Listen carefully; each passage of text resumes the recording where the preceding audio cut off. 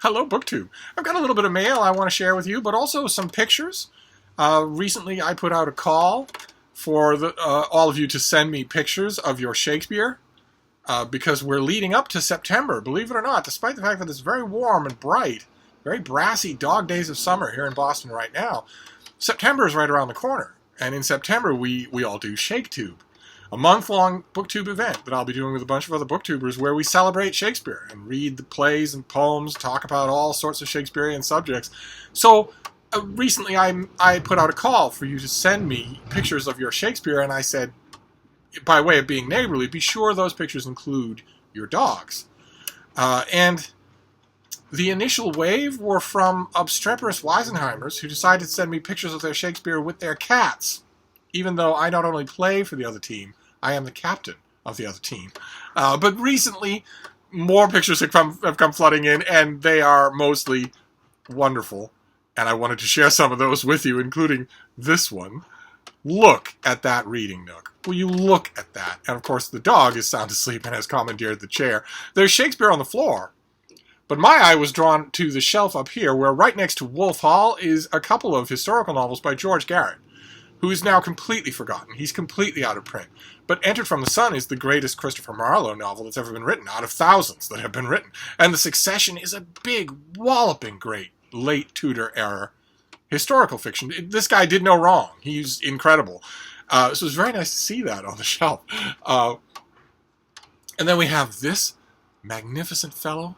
I've got a bit of a glare going on here, but look at that. It's a magnificent Shakespeare, but it's a magnificent guardian of the Shakespeare as well. That is just awesome. And then one of you took the trouble. I mentioned yesterday that I am ascending to Hollywood royalty, because, here, let's see if we can get this a little bit better lit here. I'm ascending to Hollywood royalty because my blurbed cover for the Cat's translation of Crime and Punishment featured in the final scene of the second season of the Netflix original show You, starring 4'11" tobacco addict Penn Badgley. And I mentioned in that video that for a picosecond, if you concentrate very closely, you can practically see my name on screen in a Hollywood production. But I mentioned that only because I knew that technically, digitally, audio-visually, it had to be true. Not because I'd actually tried it myself. I don't have the skill or the patience. But one of you does, and got me as close as you can get to that picosection. This is pretty much the only circumstance imaginable in which I would actually be grateful to be sent a close-up of Penn Badgley's crotch.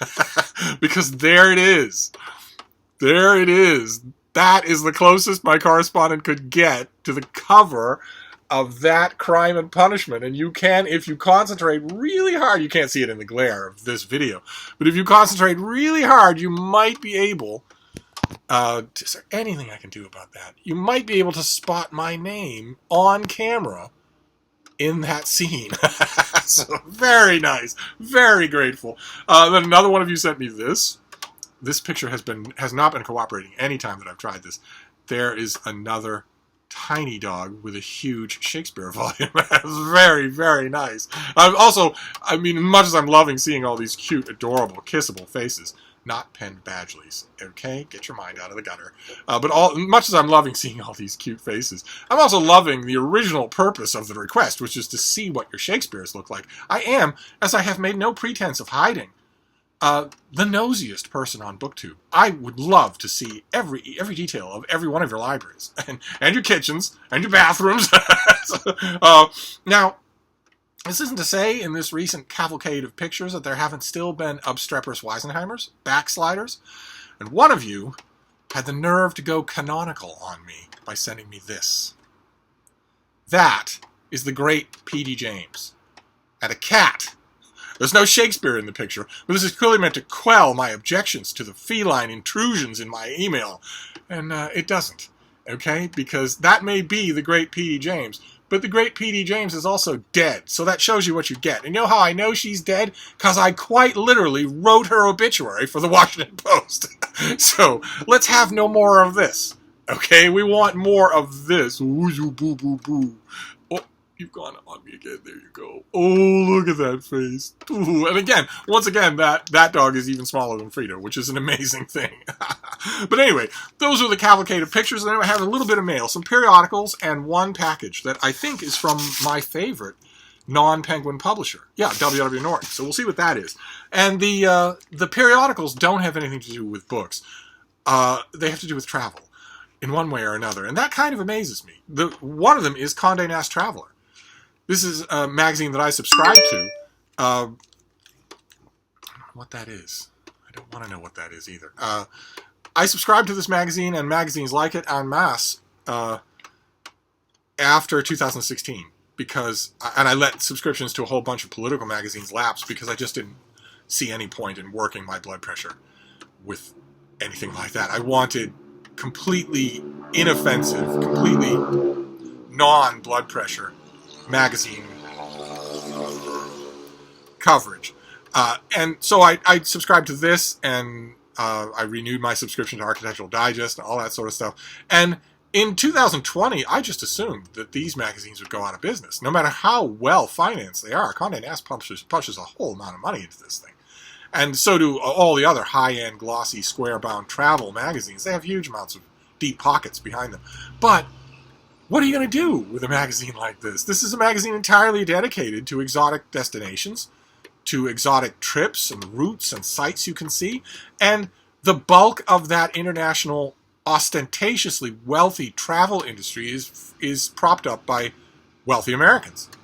And wealthy Americans can't travel, not only because most of them are dead, because we have a pandemic raging out of control in this country, but also because most other countries in the normal world have very sensibly banned Americans from entering their domain, because we're plague carriers, because we live in a benighted country where we have 3,000 cases every single half hour.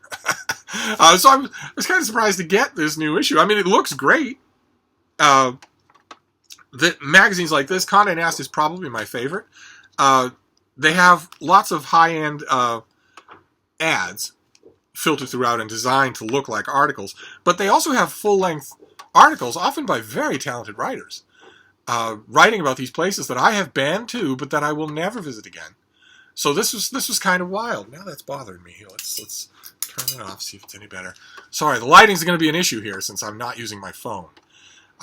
The only alternative, the alternative that would make the lighting, that might make the lighting less of an issue, is if I were to change my filming location. That just doesn't seem possible. This is my little book room. This is the filming location that I very, very much prefer. But what to do about the lighting otherwise? See, that's terrible. That's terrible.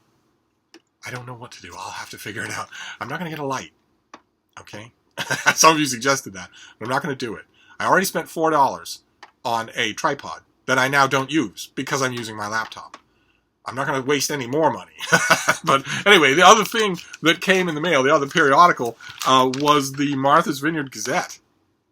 This is an old-style broadsheet newspaper that is put out on Martha's Vineyard, the island off the coast of Massachusetts. This is just a big, broad letter or newspaper to unfold and read. Now, I am not in this issue. I am the book reviewer for the Vineyard Gazette, but I'm not in this issue. Instead, there's just a whole bunch of great stuff. The Gazette is such a wonderful local newspaper to read. It's got absolutely great photography, black and white photography. One of the last places that great black and white photography exists in small circulation newspapers. It's got not only that, but also the columns on the back about gardening and nature, birds and whatnot, and local island news. I just love it. I love it even when I'm not in it. I'm not in this particular issue. And then we have the package, which is just one. There's only one. It's from W.W. Norton, and it's fairly heavy. It could be a finished copy of something, and that would be great, especially if it's something that I'm scheduled to review, because I've got a bunch of Norton books coming up that I'm reviewing. It'd be nice to have a finished copy of those. Oh, okay. All right. Great. Fantastic. This is going to be September, right? Yes, early September. This was fantastic. Very much look forward to reading it again. I have the advanced copy of this. I think I showed it on this channel. It was great. Absolutely great. It's Young Rembrandt by Onno Blom. And It's translated by Beverly Jackson, and I thought it was terrific. It's a skinny book. It's just on Rembrandt's early years, apprentice years, that sort of thing, not on the institution that he later became. Rembrandt's early years are as famously shrouded in mystery as Shakespeare's. No, they're not. Nobody's are. And his life has always been an enigma. How did a miller's son from a provincial Dutch town become the greatest artist of his age? In short, how did Rembrandt become Rembrandt? Seeking the roots of Rembrandt's genius, the celebrated Dutch writer Onno Blom immersed himself in the city in which Rembrandt was born in 1606 and where he spent his first 25 years. It was a turbulent time, the city having only recently rebelled against the Spanish. There are almost no written records by or about Rembrandt, so Blom tracked down old maps, sought out the Rembrandt family house and mill, and walked the route that Rembrandt would have taken to school. Leiden is a bustling center of intellectual life, and Blom, a native of the city himself, brings to life all the places Rembrandt would have known: the university, library, botanical garden, and anatomy theater. He investigated the concerns and tensions of the era, burial rites for plague victims, the renovation of the city in the wake of the Spanish siege, and the influx of immigrants to work the cloth trade. And he examined the origins and influences of the famous and beloved paintings that mark the beginning of Rembrandt's celebrated career as the paramount painter of the Dutch Golden Age. This book is a fascinating portrait of the artist and the world that made him. And ordinarily I would consider that just to be a bit of publisher's boilerplate, but this is just tremendous. Not sure how much it contributes to the life of Rembrandt himself. There have been a lot of great biographies of Rembrandt that cover this ground and all the subsequent ground. But boy, oh boy, does it do what it says it intends, which is to put you right in there, right in the places that Rembrandt would have seen and walked around, including some of the places in Leiden that he might recognize if he came back today, just as an exercise in a kind of keyhole fragmentary biography. I don't see how you could do better than this. I just thought it was terrific. Totally engrossing. Great job on the translation, I would have to say, since I'm assuming that a lot of that has to do with the translation. But this is going to come out in early September. I strongly recommend it to you if you're interested in Rembrandt. But anyway, that was the mail for today. We have the finished copy of a book. That's great. I want this. Not only because for nonfiction you want the references, if there are any, the index, if it's up and running, but also because I actually want to keep this in my biography section. I'd rather keep the finished copy than the advanced copy. So we have a book, and it's one that I can recommend. That's wonderful. Then we have a couple of pieces of mail, the Gazette and Conde Nast Traveler, and then we have the Day's Cavalcade of Pictures. Go through them one more time. There is Sleeping Beauty. There's a sunny-faced guardian of big Shakespeare. There's Penn Badgley's crotch, right next to Steve Donoghue. And there is a tiny little dog with a great big Shakespeare. And there is the great P.D. James and her cat. The late, great P.D. James and her cat. Okay. So there you go. That was a mail and bits and pieces, things like that. Just the type of thing I inflict on you only because I'm so happy to have your company. That's all. There wasn't no great theme unifying all of this. So I'm going to wrap this up, but I'll be back. Thank you, BookTube.